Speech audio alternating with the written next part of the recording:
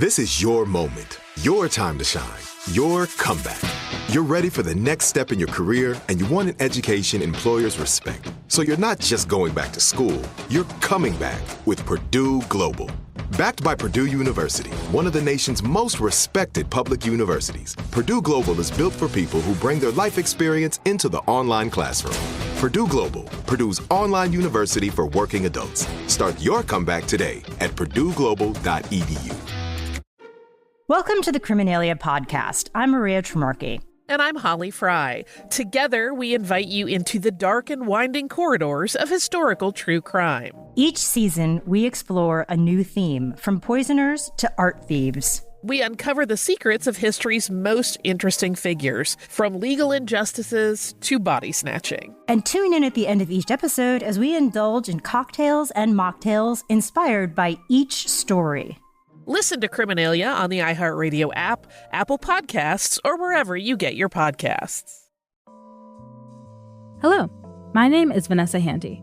I'm a producer at Wonder Media Network, and I'm so excited to be guest hosting this week's episodes of Womanica. This Black History Month, we're talking about Renaissance women. As part of the famed cultural and artistic Harlem Renaissance movement, these women found beauty in an often ugly world. It's October 18th, 1933, and the Black residents of Maryland are gathered in grief as the news of another lynching makes its rounds. Negro publications race to get the news to the public, making sure the murder of this 17-year-old boy doesn't go unnoticed. But one magazine published not just a news story, but a poem written by a local teacher.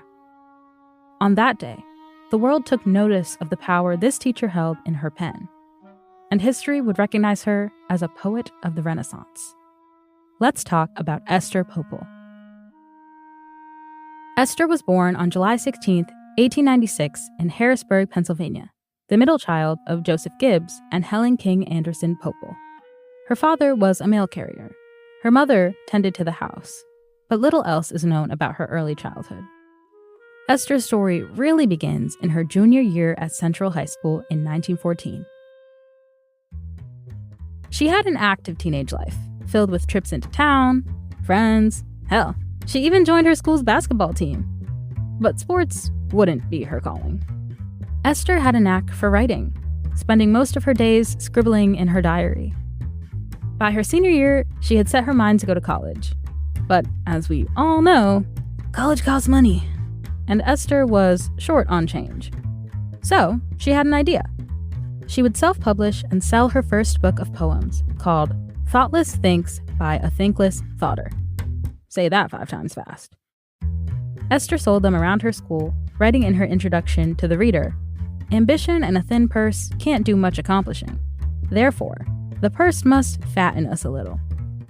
Her plan worked. That following fall, Esther enrolled at Dickinson College, becoming the first African-American woman to do so. The college didn't allow Black students to live on campus, so she commuted daily as a result. But that didn't stop her from achieving academic excellence. She pursued the Latin scientific curriculum, which had her studying Latin, French, German, and Spanish. By 1919, she'd won an academic award and was initiated into the National Academic Honor Society, Phi Beta Kappa. Esther was also a member of Delta Sigma Theta, a historically Black sorority that's still active today. Shout out to the divas. After graduation, Esther moved to Washington, D.C., where she worked briefly for the Bureau of War Risk Insurance. Here is where she met and married William Andrew Shaw, an employed chemist. Esther gave birth to their daughter, Patricia Shaw, on June 1st, 1926. By this time, Esther had settled into teaching, getting a job at Francis Junior High. But make no mistake, between teaching foreign languages, algebra, and English, she continued to write poetry. She began to get her work published in Black publications like Opportunity, a Journal of Negro Life. In January 1925, they published her poems Kinship and Credo, along with other Black poets. And Esther slowly began to make her way into the circles of Harlem's elite. Now, it's not clear how Esther made it to Harlem, or how often she visited, but her history is scattered throughout the stories of her Harlem Renaissance peers. most notably poet and playwright Langston Hughes. In his autobiography, he talks of being invited to a party thrown by poet Georgia Douglas Johnson. On Saturday nights, she converted her house into a salon where poets from all over joined to network and speak to like-minded people. And one night, amongst the revelry, was Esther, drinking wine and waxing poetic about books and plays. She was in community with the greats. However, it was her most famous poem that would solidify her place among them. Flag Salute was published in August 1934 in response to the lynching of 17-year-old George Armwood. Sitting at 5 stanzas, the piece relays the story of the murder, with quotes from the Pledge of Allegiance interspersed throughout. If you were to read it aloud, it would sound like this. I pledge allegiance to the flag. They dragged him naked through the muddy streets, a feeble-minded black boy. And the charge? Supposed assault upon an aged woman of the United States of America. 1 mile they dragged him, like a sack of meal, a rope around his neck, a bloody ear left dangling by the patriotic hand. Of Nordic youth, a boy of 17. The juxtaposition was so powerful that after the Senate killed the federal lynching bill 6 years later, the Crisis reprinted the poem, this time putting it on the cover. It served as a reminder that this violence was consistent, and the response to it as a nation was bathed in hypocrisy. As she got more recognition, Esther continued to write, publishing a book of poetry titled A Forest Pool in 1934. Dedicated to her mother, who passed before its release, the anthology chronicles themes of beauty in the natural world, struggles of humanity as it relates to race, and death. A line from her poem, All Lovely Things, reads, all lovely things can last, they say, but just a little while. As time moved forward, Esther took a break from poetry and became a part of the editorial board for the Negro History Bulletin, a publication established by the father of Black history, Carter G. Woodson. When he passed away, she took on his legacy by publishing book reviews in the Journal of Negro History and the Journal of Negro Education, where she voiced her views on race relations in the U.S. This upward trajectory of art, activism, and education continued until a heart condition forced Esther to slow down.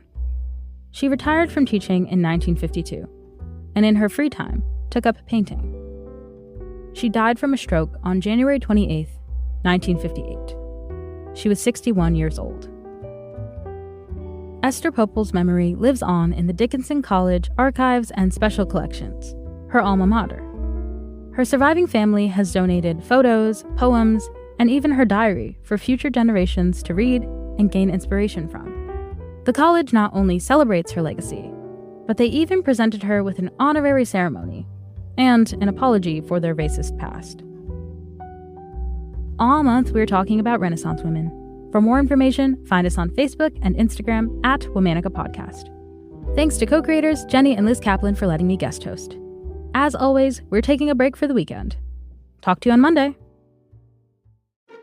Welcome to the Criminalia Podcast. I'm Maria Tremarchi. And I'm Holly Fry. Together, we invite you into the dark and winding corridors of historical true crime. Each season, we explore a new theme, from poisoners to art thieves. We uncover the secrets of history's most interesting figures, from legal injustices to body snatching. And tune in at the end of each episode as we indulge in cocktails and mocktails inspired by each story. Listen to Criminalia on the iHeartRadio app, Apple Podcasts, or wherever you get your podcasts. I'm Nicola Coughlan, and for BBC Radio 4, this is history's youngest heroes.